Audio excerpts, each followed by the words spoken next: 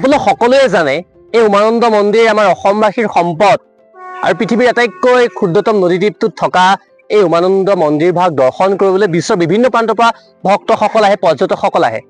কিন্তু এইবোৰ দেখিলে ক'ৰবাত দুখ নালাগেনে বাৰু? চাওকচোন, কেৱল এয়াই নে? ইয়াৰ উপৰিও মই যিহেতুকে গোটেই আজি উমানন্দ মন্দিৰ ভাগ দৰ্শন কৰিছোঁ, এইবোৰ চকুত পৰিছে আৰু বেয়া লাগিছে। কাৰণ আপোনালোকে দেখিছে এই ইমান লেতেৰা আৱৰ্জনাৰে ভৰি পৰিছে। এই দৃশ্যবোৰে আপোনালোকৰ দুখ লাগিব, কাৰণ বিভিন্ন প্ৰান্তৰ পৰা পৰ্যটকসকল আহে আৰু যদি এইবিলাক দেখে কেনেকুৱা লাগে বাৰু? এই পৰিচালনা কৰাৰ ক্ষেত্ৰত ক'ৰবাত যেন ত্ৰুটি হৈছে, তাৰ উদাহৰণ এইবিলাক। দেখিছেনে কিমান লেতেৰা আৱৰ্জনাৰে ভৰি পৰিছে? আৰু দেখিছেনে এইপিনে খোজকাঢ়ি যাব লাগিব, এইপিনে খোজকাঢ়ি যাব লাগিব। ডিছৰ পাত আছে, তাৰ উপৰিও আৱৰ্জনাবোৰে ভৰি পৰিছে। গতিকে এইবিলাকত গুৰুত্ব দিব লাগে। আমাৰ পৰ্যটন উদ্যোগ এটা আছে, বিভাগ এটা আছে, তাৰোপৰি আমাৰ এই উমানন্দ দেৱালয় ভাগৰ যি পৰিচালনা সমিতি আছে, এইবোৰ তেওঁলোকে নেদেখে নেকি বাৰু? কাৰণ দৈনিক যদি 5,000 যদি মানুহ আহে, 5,000 বাদ দিয়ক, 1,000 মানুহ আহে, যদি 100 টকাকেও তেওঁলোকে দক্ষিণা দি থৈ যায়, সেইখিনি পইচাটোতো ভগৱানে নিবিচাৰে।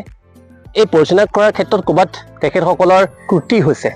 অলপ যদি এইবিলাক ভাল কৰি দিয়ে কিমান ভাল লাগিব বাৰু? কামাখ্যা দেৱালয়লৈ গ'লে আপোনালোকৰ ভাল লাগিব, কিন্তু ইয়ালৈ আহিলে এই দৃশ্যবোৰ দেখি দুখ লাগিছে।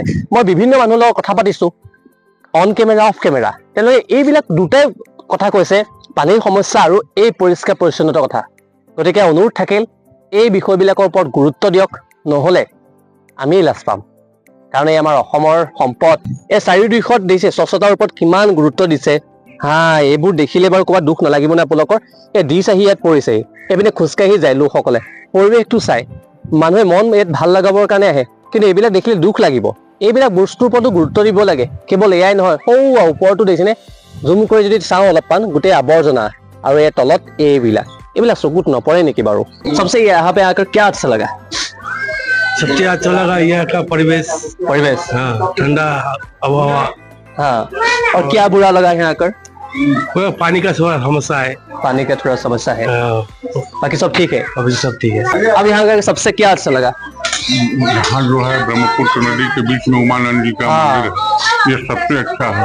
और वर्ल्ड का सबसे जो स्मॉलेस्ट रिवर आइलैंड है, वो अच्छा लगा। बहुत अच्छा लगा। और क्या बुरा लगा आपको? साफ सफाई वो हो जाए तो सब कुछ ठीक है। सब कुछ ठीक है।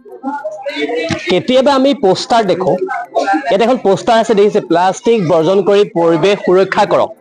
কিন্তু তাৰ ওলোটা ছবি এটা মই আপোনালোকক দেখুৱাম। কৈছোঁ মই উমানন্দ মন্দিৰত আছোঁ, মই বাহিৰৰ পৰ্যটকসকলৰ লগত কথা পাতিছোঁ, কিন্তু তেওঁলোকে ভাল দিশ আৰু বেয়া দিশটোও কৈছে। পানীৰ সমস্যা আছে, আনহাতে যদি চাই ইয়াৰ যিটো স্বচ্ছতাৰ ওপৰত বিশেষ গুৰুত্ব দিব লাগে। অলপ আমি দেখুৱাম, আহক চাওকহি। আপুনি দেখিছে পানীৰ বটলো ঠিকেই লয়, এই দেখিছেনে কেনেকুৱা কৰি থৈছে।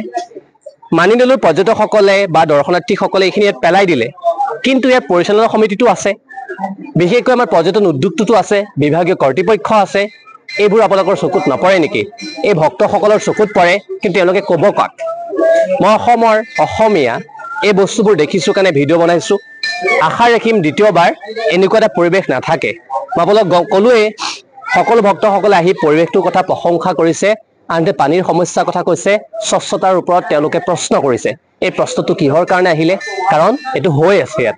উমানন্দ মন্দিৰৰ পৰিচালনা সমিতিৰ ক'ৰবাত দুৰ্বলতা, এয়া বিভাগীয় কৰ্তৃপক্ষলৈ অনুৰোধ থাকিল, ভিডিঅ'টো বিশেষ দীঘল নকৰোঁ, আপোনালোকে যাতে উমানন্দ মন্দিৰ ভাগ পৰিষ্কাৰ পৰিচ্ছন্ন কৰি ৰাখক।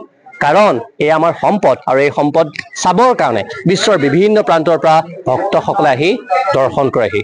ধন্যবাদ।